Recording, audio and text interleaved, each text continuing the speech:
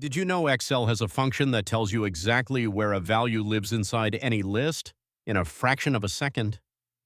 In the next 60 seconds, I will show you how most people waste time manually scrolling through long lists trying to find where a specific item is located, and that gets painful fast when you have hundreds of rows. Here we have a list of products in column A: apples, bananas, cherries, dates, and elderberry.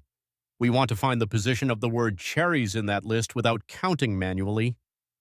Click on it. The complete formula is equals match, then the value you are looking for in quotes, cherries, then a comma, then the range A2 to A6, which is your list, then another comma. Excel returns the number 3, perfectly correct because cherries is in the third position of our list.